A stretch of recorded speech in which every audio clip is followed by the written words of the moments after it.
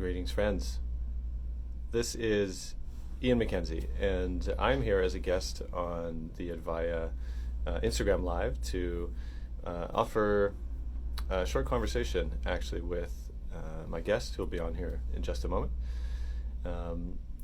My guest is one of the guests featured in this forthcoming course that I've curated with Advaya. It's called Re-Storying Masculinity. And once again, for those of you joining, welcome.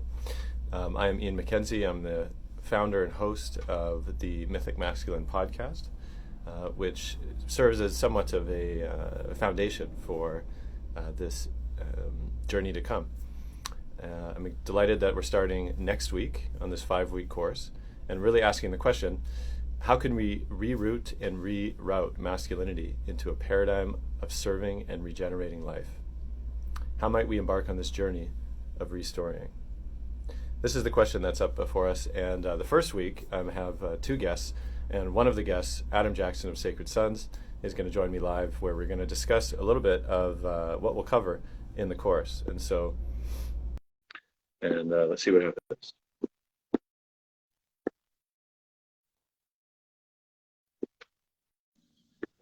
There we go.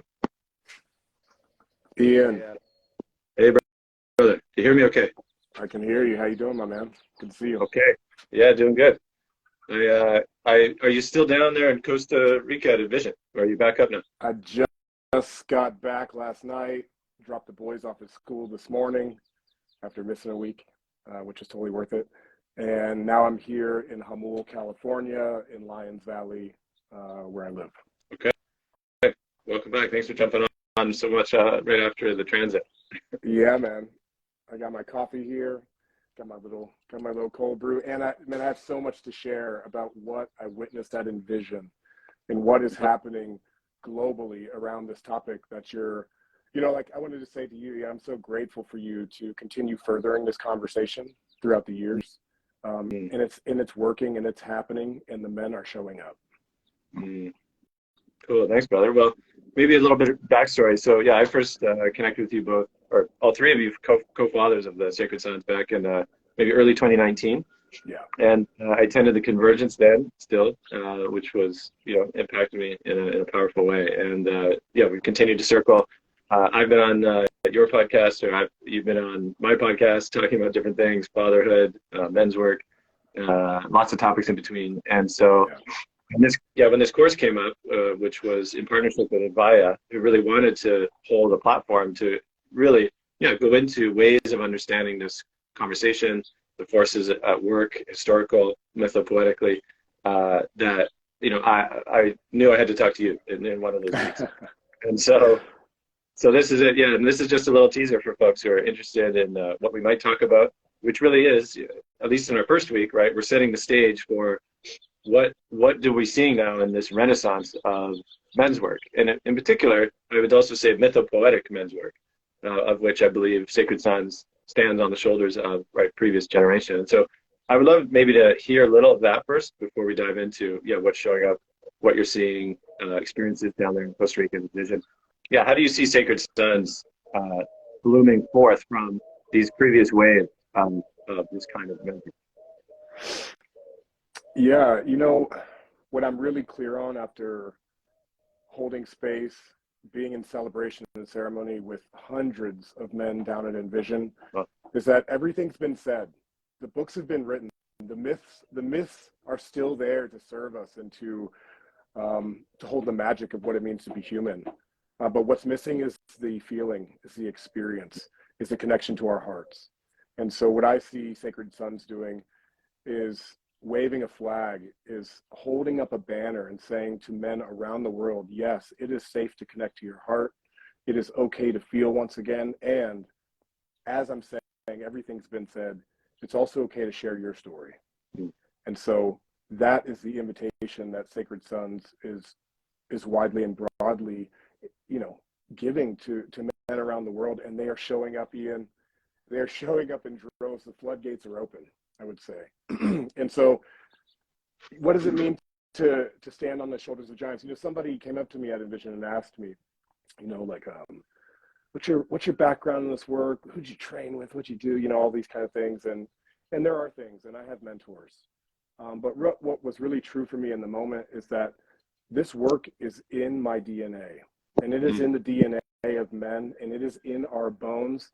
And if you are willing to tap into that and to experience yourself as a human and to get close to the ground, you know, with humility, with the intention to serve, an intention to connect, really, you know. At the end of the day, it's so funny because it's so simple. It's so simple, and I tend to think we overcomplicate it. But when we are able to get low to the ground and have those senses come online, I've witnessed miracles. I've seen magic happen. I witnessed a father and son reconcile, years and years of unspoken pain, right there in the middle of Envision, with the witness of 200 men. A 25-year-old guy brought his father, about 65, brought him to Envision, and we met in the center. We had a little we had a little dance, we had a little process, and at the end the father reflected to me, like, he was like, thank you, because I've had these words, I've had these things to say for so long. I've never had a place where I felt like I could let it out. So that's what we're inviting men into. It's about the experience. I'm all for the psychology, I'm for the pop psychology, I'm for the mythopoetic, and I'm just for honest masculinity. You know how I do it. Yeah. It's about first step. Let's get honest with ourselves. Let's get clear with ourselves. Thanks, brother. Well, this is something, again, like this quality of feeling, you say the capacity to feel, the invitation to feel. Why is it so hard, seems to be, for men to feel? I mean, because we've made it hard on each other. Most men have been hurt by other men. Most men have been told to suppress it, to man up, to let it go, even by other men. And so what's happened to myself and to many of us is that we build this armor, and we start to armor up in such a way, because we're protecting ourselves, because we're protecting that little boy. We armor up in such a way that we stop even feeling, you know, our own emotions. And the irony there is that, like, people see the work that we do and the cathartic releases and some tears and the fighting. And sometimes it seems like these things are inviting us to become more emotional, but it's not. You already are emotional. And in fact, I would even say that men are even more emotional than women in many regards. It's just that it's been suppressed and we've been armored up. And so it's about that de-armoring. And can we feel safe enough to just, like, one layer at a time, one wound at a time, just reveal the truth. And when we do that, man, like, massive shifts can happen in our lives. And so, yeah, the why, there's many whys. But the point is for all of us to go, you know what? Like, I do have these things to feel, to share, to say, to speak. I have a love inside of me that is wanting to be expressed. And if there's any amount of that's true for you, find a group, find brothers, find some people that you can lean on, because it's completely accessible to us. We all have the ability to connect, and there's just so much healing in it. And this is not specific to any one culture or group of people. Man, I'm seeing, we also had a father and a 6-year-old son, one of the circles, doing the deep, going in. And it's a really beautiful thing that I get to witness time and time again. And I just don't want to overcomplicate it. I want people to come back, you know, right now, if you're on IG Live, what's up, Manu? Good to see you. What's up, Seth? Like, put your right hand on your heart, place your left hand on your gut. Just to feel, just to be with it, to sit with yourself. Get the journal out, write what's going on, express. That's my invitation. And when we do that, man, like I said, yes, miracles, yes, we feel lighter. And we also acknowledge that we have more in common than we have different. You know, so many of us, we're stifling ourselves because we feel like we're the only ones suffering. And I've been there in my life. You know, I've been through separation. I've had my own trials. This is not about perfection. Again, it's about showing up. It's about participating in this. It's about participating in the human experience that is your life. And so, yeah. Yeah. Thanks, brother. What do you think is unique about a container of witness and with other men? Because absolutely, yes, I've experienced this as well in men's spaces, but there is a particular alchemy that seems to happen when there's this kind of ritual heat or some support.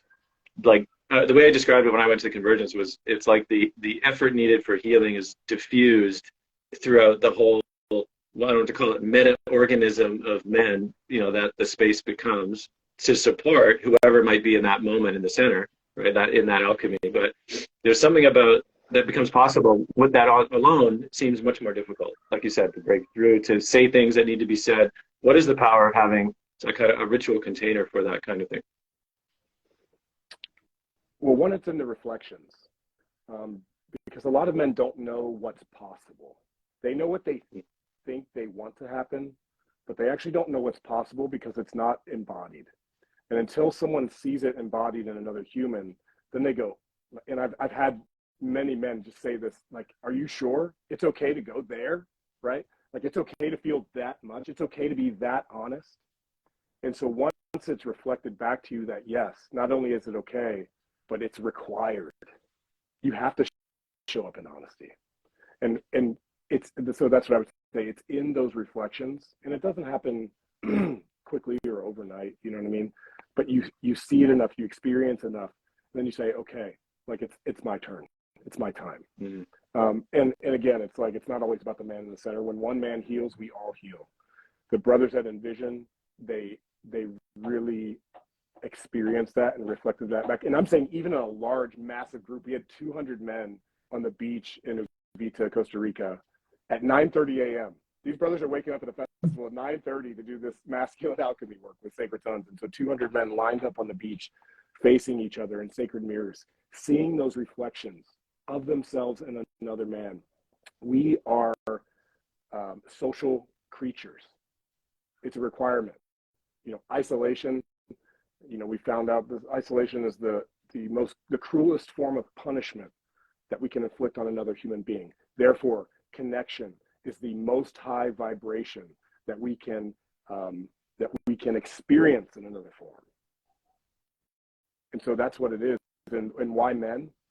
Again, it comes back to, it's in our bones. You know, it goes back to the hunting parties. It goes back to the explorers, to the navigators. There's something that is so natural, and I believe that you've experienced this as well. But when men get together, yes, there's an initial nervousness, anxiety, there's a threshold to cross. But then once we're there, it's like, it's the most natural thing to us, because a lot of us, and I like the way that you've put this in the past, is like, a lot of us get to rest. A lot of us get to let down this idea that we have to be someone so that we can be seen, to be noticed, potentially by women, potentially by people that we're trying to impress, allure, whatever that thing is. And we get to put that down. It's like, oh, thank God, because I was holding up that mask for so long, just trying to get a little bit of that connection when it's right here. It's right here, and you're welcome to it. And, you know, in our circles and in many of the medicine spaces that are around the world, we say, and we are saying, that all of you is welcome. And there are not a lot of spaces in this world where all of ourselves is welcome. And so that in itself, like, yeah, bring the pain, bring the stories, bring the trauma, bring that fight inside of you, bring that rage that lives deep inside of you, that no matter how much you try to force it down, if you don't acknowledge it, if you don't have it witnessed, it will come out sideways. And there's just, I don't believe that there's another way around it, especially for men,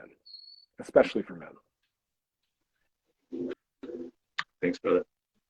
You know, this course that we're about to embark on, and again, this is starting next week, next Tuesday, week 1 of a week 5 journey of many special guest teachers joining me. First week is yourself, and this question of restoring masculinity, right? That became the title. I mean, we bandied a few in the background with, like, what do we call it? But something about this restoring as well, right? What does it mean to restore masculinity and to restory masculinity? What might the stories be that maybe it hasn't been that helpful, right? And what might it mean to restory? What are the restoring possibilities that you've seen, perhaps? Yeah. I love that it's called restoring, because it's you. You're a storyteller, Ian. You truly are. I am an experienced seeker. Mm. And so like what we offer is an embodied masculine experience. And I believe that the restoring actually comes through experience. Mm. It doesn't come from reading about the hero in the book. It comes from restoring those aspects, those darknesses of ourselves into a way that is regenerative and flipping it back into service. And so we all have that capability. And so restoring masculinity for the popular culture, it starts inside, in the hearts and souls of every single one of us as men, to come back into alignment with ourselves. And I don't mean like into alignment with some kind of like ideology of what you think a man is supposed to be. The more authenticity that we can cultivate in each and every one of us, that's what's actually going to inform us about what a real man is. That's what's actually going to restore the greater narrative. And so that's the work. That's the work. Again, like you and I, you've interviewed so many people, right? Talking about masculinity. And I have as well, and continue to do so because it's fascinating. And it's being retold every single day. It's being retold with every breath, with every thought, with every word, with every action. And so let's get into that mindset, and let's acknowledge that for me, restoring masculinity looks like my son spilled kinetic sand he spread it out. I don't know how, you know what kinetic sand is? He just spread it out all over the kitchen floor and table. It's in the cracks and crevices. Restoring masculinity for me looks like not blowing up, not making it bigger than it is, and getting down on the hands and knees on the floor and making it playful as we clean up the kinetic sand. Mm. It doesn't have to be like I'm freaking out here, Superman changing the world. I'm going to change the way that I respond in the moments that matter to the ones that I love. Mm-hmm. Very tangible example that with my 4-year-old. Yeah. Well, let me ask you this then. This I guess maybe a mantra, maybe or pillar of sacred signs I see on the site, right, is restoring the fatherhood or the father archetype, yeah. Right? And so we just talked about fatherhood, and yet what does it mean? How has the father archetype perhaps abdicated its noble, necessary responsibility in the collective, right? And what might it mean to restore the fatherhood archetype to its rightful place of service, right? Because that seems to be at least a mythopoetic understanding of what you feel you're in service to. Yeah, for so long, the father has been experienced as being absent, as being far away, as something that we long for. And whether you have children or not, there is an essence of the father that looks like acknowledgement. It looks like leadership. It looks like, I want to say for my son, acknowledgement and encouragement. Okay, so there are elements of this father archetype that we as men can embody on the daily, in the minutia. And I love to make it small and playful, because this is also an element of the father archetype. But I feel like we've spun it in this way where there's this greatness that exists so far outside of ourselves that we'll never have access to it. But the real power is in your ability to acknowledge and encourage others. It's in the capacity that we have as men, to hold, to bind, to bond. These pieces that we have may have been dormant in some ways as we're like seeking something external. And I would say the reclamation of the father is to bring it home, bring it into your heart, bring it into your home, and to not allow the idea that it's somewhere far outside of yourself, whether that's in the form of God, of another leader, of a boss, of whatever it is. There's a father and a mother, right, that lives inside of each one of us that we get to bring online. And so when we talk, when we get on this course, I really want to invite this essence into the brothers and sisters who show up. Can we bring those elements of our Father into our daily lives? You know, is that making sense? Yeah, it becomes to me as like you said, a sense of leadership, but not from a place of power over, but from a place of connection, right? From contact. I mean, a sense of service, like an orientation, I feel, to service, and that where does healthy regenerativity come from healthy boundaries, right? For example, and what does it mean to be in service to this time that we're in, right? Of course, when it feels like, if we look at patriarchy as a sort of egoic, overly consumptive adolescent, right, that has been wreaking havoc on the biosphere, that there's this need to actually contain and bring in healthy boundaries around actually what is too much, right, and what needs to be actually rightfully reseated, right, from that proper orientation, the place of connection and service to life itself. So that to me is where I feel this micro meets the macro, right? Like, because authenticity, if it starts here in the heart, it's like that becomes the triangulation, right, of where is there not heart, where is there not authenticity, right? And then we see how that could create a ripple that we need. Yeah. There's also a sense of men being uber competitive with each other to a fault, and there's so much that happens when we come out of this this need for competition and we step into collaboration, right? And not that I'm not, like, I love competition. We spar, we wrestle, we fight, we do those things in an honest way and in a way with agreements, with those boundaries that you're speaking to.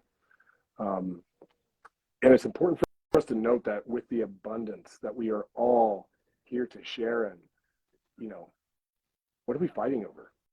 What are we fighting for? You know, is there an opportunity here to, again, this is a part of the restoring, to restore the knowingness that we're all abundant, in this life, and that it's like, yeah. The stories are there, but I'm coming off of, like, listen, I took the whole family to Envision, right?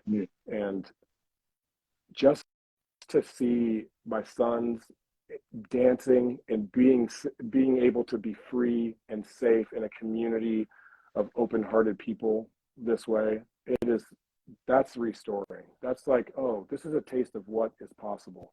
And it doesn't come without faults. It doesn't come without waste, for example. And there's plenty of work to do. We all have gifts that we get to share in the greater kind of, like, re-indigenization, or in the greater conversation of what does it look like to steward this planet. But certainly what I'm experiencing and what I've in the communities that I roll with, it's not a land grab. This is not about sending billions of dollars across the world for each other to fight over. Like, there is more to us as humans, and if we can just acknowledge simply that, one, we all came through the womb of the mother, the great mother. We are beholden to her, to Gaia. You know, there's just so much more for us. There's so much more if we can come into this awareness. Thank you, brother. I see and I feel and I've experienced abundance comes from connection. That's how I see it. The natural outcome of connection is abundant, and so I see in the ways that you do. Yeah. I feel abundant in love in this moment. I really do. I really do. And grateful that Hannah, my partner, is a strong, beautiful woman who can hold it down with our 3 boys and myself and get on 2 flights in 2 foreign countries and do all the things that it took to get into that kind of moment of utopia. And it's not that we're chasing utopia here. It's that we're chasing inner peace. We're chasing, like I said, those pieces of ourselves that deeply, deeply desire to connect to one another. And it's here. And it's here. And it's here at Sacred Sons. It was at Envision. It's in all of these groups with more and more of us who are coming into this awareness. Okay, brother. Well, how about we call it there, because we got lots to cover in the next week to come. We start on Tuesday. Re-Storying Masculinity. Check it out. Curated here through Advaya. We're kicking it off next week, and really looking forward to diving in further with you, Adam. Thanks for joining me today. Yeah, thank you, Ian. Thank you, Advaya. See you guys next Tuesday. We're going to go deep. That's right. Okay. To be continued. Much love.